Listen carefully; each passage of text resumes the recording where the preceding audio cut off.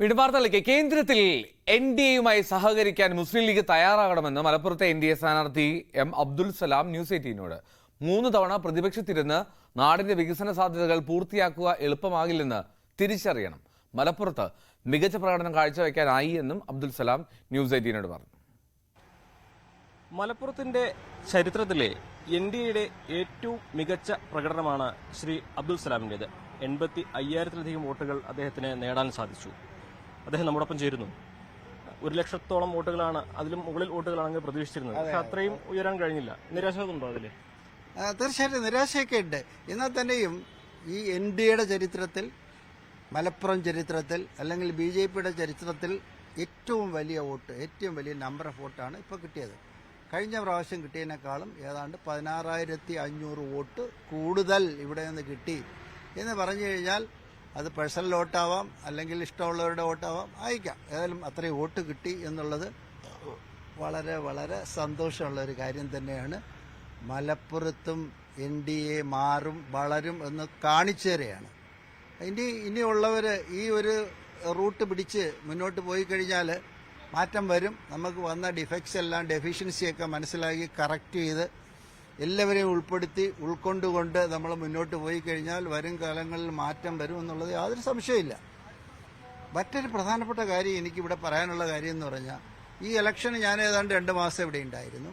ഈ 2 മാസവും ഞാൻ വർക്ക് ചെയ്തതിനേക്കാളും എൻ്റെ പാർട്ടിയുടെ ആൾക്കാർ, BJPയുടെ ആൾക്കാർ, എൻഡിഎ അലയൻസിൻ്റെ ആൾക്കാർ ഒക്കെ വർക്ക് ചെയ്ത അവരോട് എനിക്ക് നന്ദിയുണ്ട്. അതിനപ്പുറം ഈ വോട്ട് ചെയ്ത 85,000-ൽ പരം ആൾക്കാരോടും എനിക്ക് നന്ദിയുണ്ട്. വീണ്ടും എന്നെ സപ്പോർട്ട് ചെയ്ത്, ഇപ്രാവശ്യം എന്നെ മീഡിയയൊക്കെ സ്വന്തമായിട്ട് സപ്പോർട്ട് ചെയ്ത എല്ലാ മീഡിയയോടും എൻ്റെ ഹൃദയം നിറഞ്ഞ നന്ദി ഞാൻ അറിയിക്കുന്നു.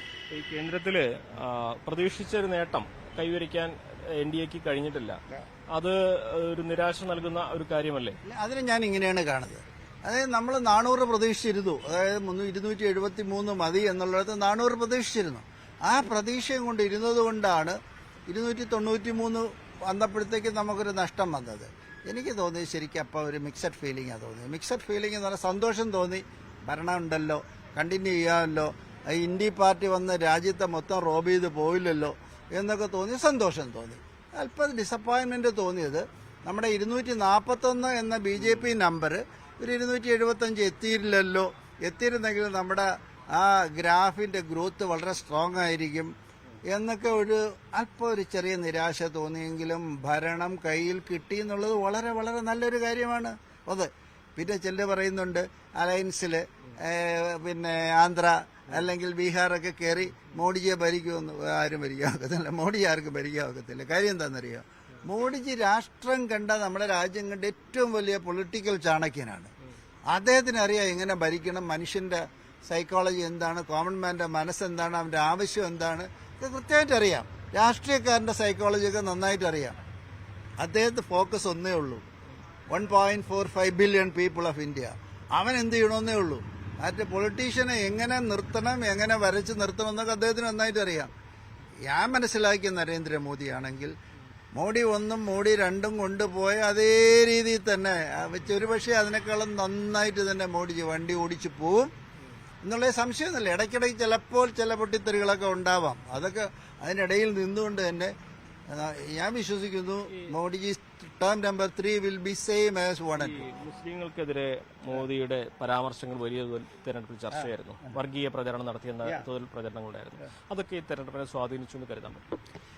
സ്വാധീനിച്ചില്ല എന്ന് പറഞ്ഞു കഴിഞ്ഞാൽ ശരിയാകത്തില്ല. കാര്യം എന്താണെന്നറിയാം, മോഡിജി അന്ന് രാജസ്ഥാനിൽ പറഞ്ഞതിനെ പറ്റി ഇവരൊക്കെ ഒരുപാട് കൊട്ടിഘോഷിച്ചു. നമ്മൾ മനസ്സിലാക്കേണ്ടത് അദ്ദേഹം നിന്ന് പറഞ്ഞ പ്ലാറ്റ്ഫോം ഏത്? ഒരു പൊളിറ്റിക്കൽ ഒപ്പോണന്റിന്റെ ബാഡ് പ്രാക്ടീസസ് പറഞ്ഞ് അവനെ താഴേക്ക് ഇറക്കാനും അവനെ എക്സ്പോസ് ചെയ്യാനുള്ള ഇതിന്റെ ഭാഗമായി അവർ ചെയ്തിരുന്ന ചില ചെയ്തികളെ അദ്ദേഹം ക്രിട്ടിസൈസ് ചെയ്തപ്പോൾ മെൻഷൻ ചെയ്യപ്പെട്ടത് മുസ്ലിം ആയി പോയത് കൊണ്ട് അവർക്ക് നിരാശയുണ്ടായി. ആ എൻഡിഎ ടീം ഈ വാക്കുകളെ വല്ലാതെ എടുത്തങ്ങ് പ്രയോഗിച്ചു, ആൾക്കാരിൽ കളങ്കം വരുത്തി. എന്നിട്ട് എന്ത് ചെയ്തു, മോഡിജി 2 ദിവസം കഴിയുമ്പോൾ വളരെ കൃത്യമായിട്ട് പറഞ്ഞു. എന്താ പറഞ്ഞത്? എന്നെങ്കിലും ഒരു ഹിന്ദുവിനെയോ മുസ്ലിമിനെയോ രണ്ടായി കാണുന്ന ഒരു കാലാവസ്ഥ വന്നു കഴിഞ്ഞാൽ, മോഡിജിക്ക് വന്നു കഴിഞ്ഞാൽ അന്ന് ഞാൻ നിർത്തും ഈ പരിപാടി, അങ്ങനെ ഞാൻ പോവില്ല എന്ന് പറഞ്ഞ വർത്തമാനം വളരെ കുറച്ച് ആൾക്കാരെ റിപ്പോർട്ട് ചെയ്തോളൂ. അതാണ് അതിന്റെ ക്രക്സ് ഓഫ് ഇറ്റ്. അദ്ദേഹം ഒരു പൊളിറ്റിക്കൽ പ്ലാറ്റ്ഫോമിൽ നിന്ന് പറഞ്ഞതല്ല, അതിനപ്പുറം അദ്ദേഹം പറഞ്ഞ കാര്യം എല്ലാവരും ഒന്നാണ്, മുസ്ലിങ്ങളോട് ഒരു വൈരാഗ്യം ഉണ്ടായിട്ടല്ല പറഞ്ഞതല്ല എന്ന് പറഞ്ഞ കാര്യമാണ് ഏറ്റവും പ്രധാനം. അത് മാത്രമല്ല, നമുക്കറിയാവുന്ന Modiji is a totally inclusive Modi, embracing everybody, സംശയമൊന്നുമില്ല. കെ സി വി അനുമോദാണ് വിവരങ്ങൾ തേടിയത്.